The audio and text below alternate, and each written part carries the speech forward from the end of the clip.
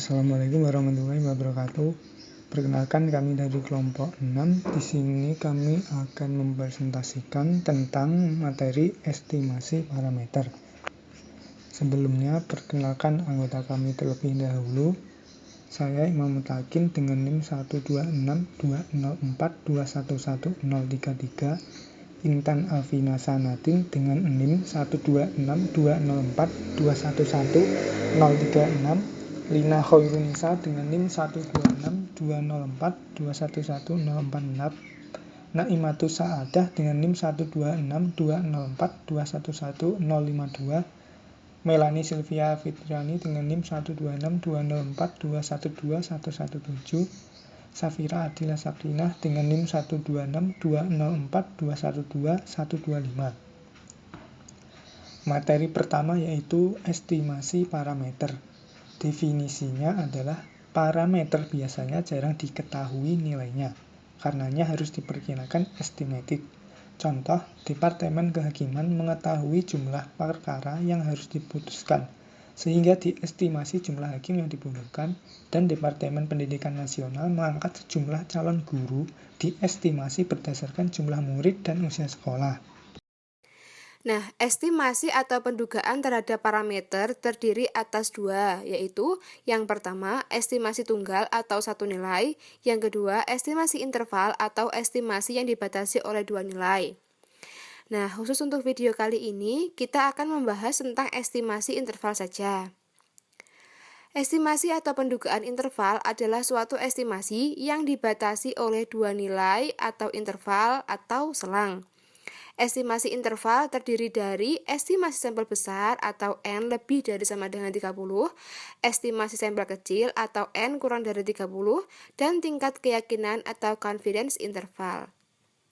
Pada estimasi sampel besar atau N lebih dari sama dengan 30, ada beberapa estimasi, yaitu yang pertama estimasi interval rata-rata atau mu, di mana mu sama dengan buka kurung X bar plus minus Z alfa per 2 dikali sigma per akar N tutup kurung. Yang kedua, estimasi interval perbedaan dua rata-rata atau mu1 dikurangi mu2, di mana mu1 dikurangi mu2 sama dengan buka kurung X bar 1 dikurangi X bar 2 plus minus Z alfa per 2 dikali sigma buka kurung X bar 1 dikurangi X bar 2. Yang ketiga yaitu estimasi interval proporsi atau theta, di mana theta sama dengan buka kurung P plus minus Z alfa per 2 dikali akar P kali X per N tutup kurung. Yang keempat, estimasi interval perbedaan dua proporsi atau theta 1 dikurangi theta 2, di mana theta 1 dikurangi theta 2 sama dengan buka kurung P1 dikurangi P2 tutup kurung plus minus Z alfa per 2 akar P1 kali X1 per N1 ditambah P2 kali X2 per N2 tutup kurung. Yang kelima yaitu estimasi interval median atau pi, di mana pi sama dengan buka kurung med plus minus Z alfa per 2 dikali 1,253 S per akar N tutup kurung. Yang keenam, estimasi interval standar deviasi atau sigma, di mana sigma sama dengan buka kurung S plus minus Z alfa per 2 dikali S per akar 2N tutup kurung. B. Estimasi sampel kecil N kurang dari 30. 1. Estimasi interval untuk rata-rata atau dengan simbol mu, yang mana rumus mu-nya adalah sama dengan buka kurung X bar plus minus T alfa per 2 dikali S per akar N, di mana rumus S-nya adalah akar sigma X kuadrat per N dikurangi 1 dikurangi buka kurung sigma X tutup kurung kuadrat per N buka kurung N dikurangi 1 tutup kurung. 2.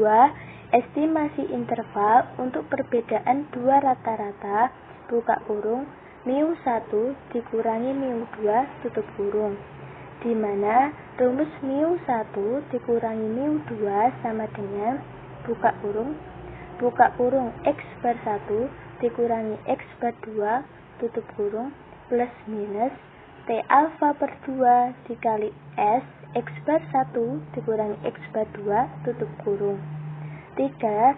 Estimasi interval untuk proporsi dengan lambang theta, di mana rumus theta sama dengan buka kurung P plus minus T alfa per 2 akar PQ per N tutup kurung. 4. Estimasi interval untuk perbedaan dua proporsi. Buka kurung theta 1 dikurangi theta 2 tutup kurung, di mana rumus theta 1 dikurangi theta 2 sama dengan buka kurung P1 dikurangi P2 tutup kurung plus minus T alfa per 2 akar P1Q1 per N1 ditambah P2Q2 per N2 tutup kurung. 5. Estimasi interval untuk median dengan simbol Pi, di mana rumus Pi sama dengan median plus minus T alfa per 2 dikali 1,253 S per akar N. 6. Estimasi interval untuk standar deviasi dengan simbol sigma, di mana rumus sigma sama dengan S plus minus T alfa per 2 dikali S per akar 2N. 3. Tingkat keyakinan atau confidence interval. Rumus-rumus di atas menggunakan nilai Z alfa per 2. Adapun cara menentukan harga Z alfa per 2 berdasarkan kurva normal sesuai tingkat keyakinan atau TK atau confidence interval yang diberikan simbol 1 min alfa. Berapakah besarnya harga Z alfa per 2 menurut tingkat keyakinan 1 min alfa? Misalkan untuk alfa sama dengan 5%, maka TK atau tingkat keyakinan sama dengan 0,95. Begitu pula untuk alfa sama dengan 1%, maka TK atau tingkat keyakinan sama dengan 0,99. Perhitungannya dapat dilakukan sebagai berikut dan bisa diamati gambar pada slide berikut ini. Baik, saya akan melanjutkan materi tentang tingkat keyakinan atau confidence interval. Nah, berdasarkan gambar berikut terdapat kurva normal dengan tingkat keyakinan 95%. Dalam kurva normal ini mengikuti normal distribusi. Jadi, normal distribusi itu X bar atau rata-rata dari sampelnya berada di tengah-tengah antara batas bawah dan batas atas. Kemudian, karena tingkat keyakinannya 95%, berarti alfanya dapat dihitung dengan cara 100% dikurangi 95% adalah 5%. Maka nilai alfa per 2-nya adalah 2,5% atau 0,025. Kemudian kita substitusikan ke dalam rumus distribusi normal Z, yaitu Z alfa per 2 sama dengan Z 0,025 sama dengan 0,5. 0,5 dari mana? Ingat, sifat dari distribusi normal bahwa luas dari keseluruhan kurva adalah 1. Karena kurva tersebut simetris, maka luas keseluruhan yang kiri 0,5 dan yang kanan adalah 0,5. Jadi, Z 0,025 sama dengan 0,5 dikurangi luas daerah yang diarsir adalah 0,025. Jadi, hasilnya adalah 0,475 atau dapat juga dihitung dengan cara melihat tabel distribusi normal Z, yaitu alfa sama dengan 5%, maka Z alfa per 2 sama dengan 50% dikurangi 2,5%. Hasilnya adalah 47,5% atau 0,4750. Sehingga dilihat dari tabel distribusi normal Z, nilai dari Z alfa per 2 adalah 1,96. Kemudian, rangkuman hasil perhitungan untuk beberapa nilai alfa ditunjukkan sebagai berikut.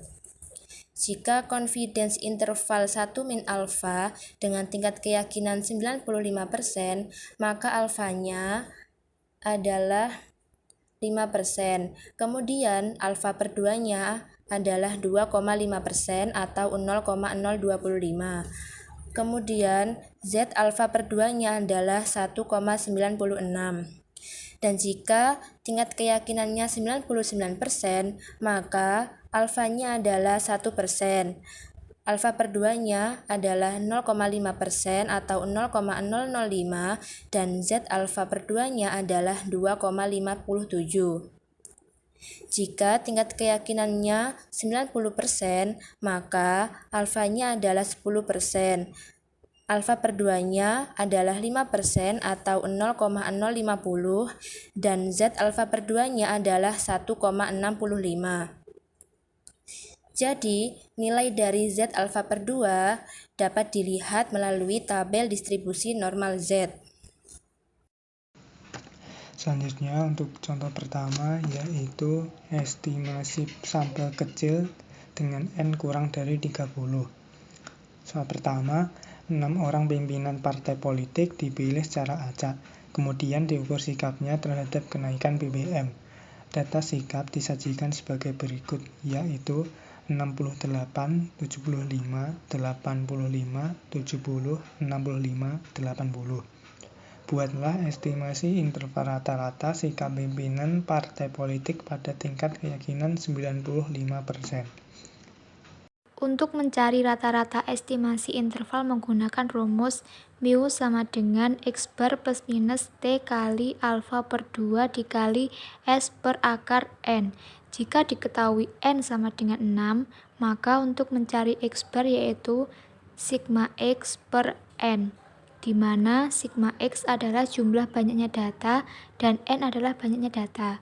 Jadi diperoleh X bar sama dengan sigma X per N sama dengan 443 per 6 sama dengan 73,83 dan S sama dengan akar sigma X kuadrat per N-1 sama dengan 7,627.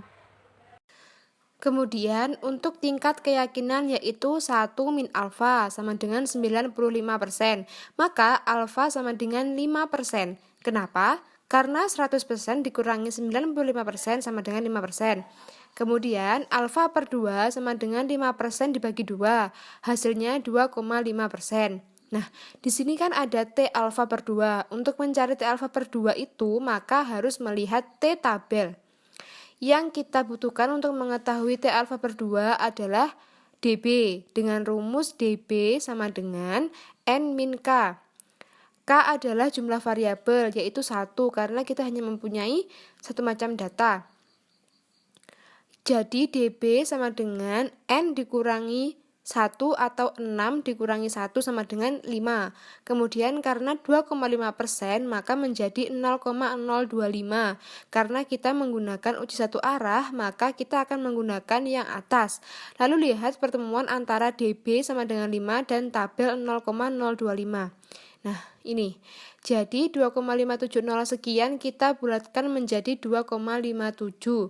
Jika sudah ditemukan, maka kita masukkan pada rumus mu X bar plus minus T alfa per 2 dikali S per akar N sama dengan 73,83 plus minus 2,57 dikali 7,627 per akar 6. Hasilnya 73,83 plus minus 8,002. Nah, jadi intervalnya adalah antara 65,83 dan 81,83. Dari mana sih dua nilai ini tuh? Nah, jadi dari sini 73,83 ini kan plus minus 8,002 nih. Nah, jadi ketika 73,83 dikurangi 8,002 akan menghasilkan 65,83. Dan 73,83 plus 8,002 akan menghasilkan 81,83. Jadi, interval antara 65,83 dan 81,83 akan memuat rata-rata sikap pimpinan partai terhadap kenaikan BBM pada tingkat keyakinan 95%. Baik, saya akan membahas contoh soal yang kedua. Untuk mengetahui apakah perbedaan rata-rata dari kinerja karyawan laki-laki dan wanita, dipilih sampel acak 8 laki-laki dan masing-masing 10 wanita. Data kinerja karyawan laki-laki dan wanita disajikan sebagai berikut. Kinerja karyawan laki-laki antara lain 75, 78, 85, 78, 78, 72, 82, 90. Dan kinerja karyawan wanita antara lain 65, 55, 62, 75, 72, 80, 58, 63, 70, 50. Buatlah estimasi interval selisih rata-rata kinerja karyawan pada tingkat keyakinan 95%. Penyelesaian, kita misal N1 untuk laki-laki dan N2 untuk wanita. Dari soal di atas dapat diketahui bahwa nilai N1 atau jumlah sampel acak yang dipilih untuk laki-laki sama dengan 8, X bar 1 sama dengan sigma X1 per N1 sama dengan 638 per 8 sama dengan 79,75. S1 kuadrat atau standar deviasi sampel dengan rumus S1 kuadrat sama dengan sigma X1 kuadrat per N1 dikurangi 1, di mana rumus sigma X1 kuadrat sama dengan sigma X kuadrat dikurangi buka kurung sigma X tutup kurung kuadrat per N sama dengan 51.110 dikurangi 638 kuadrat per 8 sama dengan 408.880 dikurangi 407.044 per 8 sama dengan 1836 per 8 sama dengan 229,5. Jadi, nilai sigma X1 kuadrat sama dengan 229,5. Setelah diketahui nilai sigma X1 kuadrat, langsung kita substitusikan ke rumus standar deviasi sampel dengan rumus S1 kuadrat sama dengan sigma X kuadrat per N dikurangi 1 sama dengan 229,5 per 8 dikurangi 1 sama dengan 229,5 per 7 sama dengan 32,79. N2 sama dengan 10.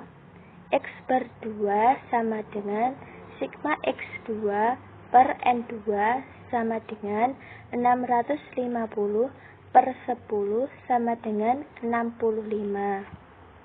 Kemudian, jika dilihat dari tabel T alfa per 2, nilai T 2,5% dari 16 adalah 2,12. Kemudian kita substitusikan ke dalam rumus estimasi interval untuk perbedaan dua rata-rata, yaitu mu1 dikurangi mu2 sama dengan X bar 1 dikurangi X bar 2 plus minus nilai dari T alfa per 2 dikali S X bar 1 dikurangi X bar 2. mu1 dikurangi mu2 sama dengan 79,75 dikurangi 65 plus minus 2,12 dikali 7,967. mu1 dikurangi mu2 sama dengan 14,75 plus minus 16,89 atau nilai dari mu1 dikurangi mu2 lebih dari negatif 2,14 dan kurang dari 31,64. Jadi, interval antara negatif 2,14 dan 31,64 akan memuat perbedaan rata-rata kinerja karyawan laki-laki dan wanita pada tingkat keyakinan 95%.